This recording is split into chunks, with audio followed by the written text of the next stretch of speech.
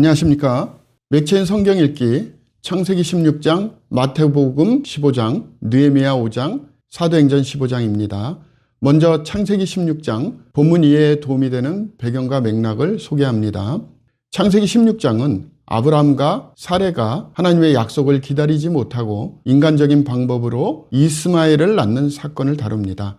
사레는 자신의 여종 하갈을 아브라함에게 주어 자녀를 얻고자 했으나 이로 인해 하갈과 사레 사이에 갈등이 생깁니다.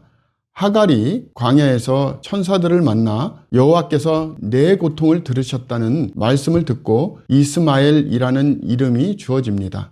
이 장은 인간의 불신과 하나님의 신실하심 그리고 고난 속에서도 역사하시는 하나님의 계획을 보여줍니다. 본문의 중요 구절을 소개합니다.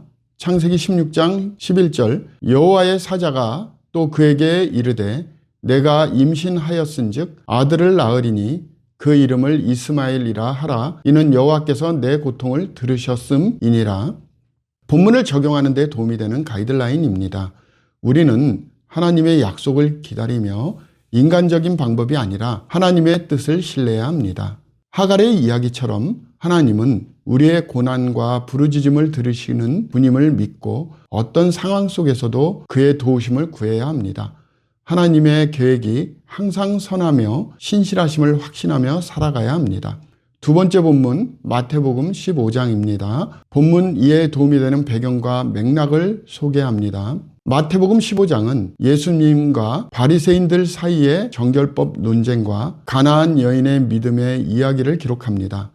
바리새인들은 장로들의 전통을 어겼다며 예수님을 비난하였으나 예수님은 입에서 나오는 것이 사람을 더럽게 한다며 내적 정결을 강조하셨습니다.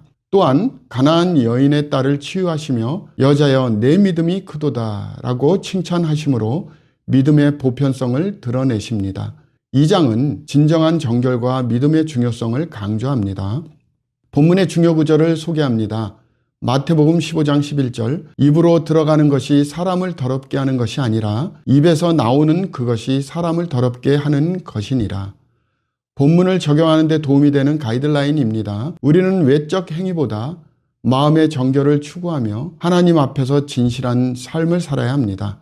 가나안 여인의 믿음을 본받아 겸손과 신뢰로 하나님의 능력을 구해야 합니다. 하나님은 모든 민족과 사람을 차별 없이 받아들이심을 기억하며 우리의 삶을 통해 그분의 사랑을 나타내야 합니다. 세 번째 본문 느헤미야 5장입니다. 본문 이해에 도움이 되는 배경과 맥락을 소개합니다. 느헤미야 5장은 유다 백성 내부의 경제적 갈등과 이를 해결하는 느헤미야의 리더십을 보여줍니다. 백성들은 우리 자녀를 종으로 팔았나이다 라고 호소하며 고리대금으로 인해 고통받고 있었습니다. 느헤미야는 고리대금을 폐지하고 빛을 탕감하도록 명령하며 지도자로서 자신의 특권을 내려놓고 백성을 섬겼습니다. 이 장은 공의와 공동체의 화합을 위한 리더십의 중요성을 강조합니다. 본문의 중요 구절을 소개합니다. 느헤미야 5장 9절입니다. 내가 또 이르기를 너희의 소행이 좋지 못하도다. 우리의 대적 이방 사람의 비방을 생각하고 우리 하나님을 경외하는 가운데 행할 것이 아니냐. 본문을 적용하는 데 도움이 되는 가이드라인입니다. 우리는 느헤미야처럼 하나님의 공의를 실천하며 약자와 함께하는 삶을 살아야 합니다. 공동체 안에서 정의와 사랑을 실천하며 지도자로서의 책임과 희생의 본을 보이는 자세를 가져야 합니다. 하나님의 마음을 본받아 불의를 바로잡는 데 앞장서야 합니다. 마지막 본문 사도행전 15장입니다. 본문 이해에 도움이 되는 배경과 맥락을 소개하겠습니다. 사도행전 15장은 예루살렘 공의회에서 이방인들이 율법을 지켜야 하는지 논의하는 내용을 담고 있습니다. 바울은 그리고 바나바는 그들이 믿음으로 구원받았다고 증언하며 율법 준수는 구원의 조건이 아님을 강조합니다. 야고보는 이방인 중에서 하나님께로 돌아오는 자들을 괴롭게 하지 말자고 결론 지으며 구원의 보편성을 확립했습니다. 이 장은 복음의 본질인 믿음을 강조하며 교회의 연합과 결정의 중요성을 보여줍니다. 본문의 중요 구절을 소개합니다. 사도행전 15장 11절입니다.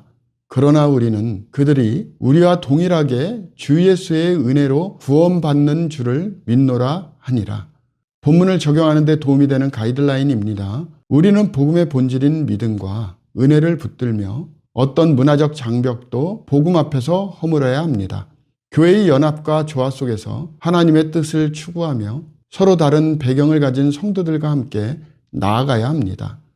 하나님의 은혜를 모든 사람에게 나누는 사명을 감당해야 합니다. 감사합니다.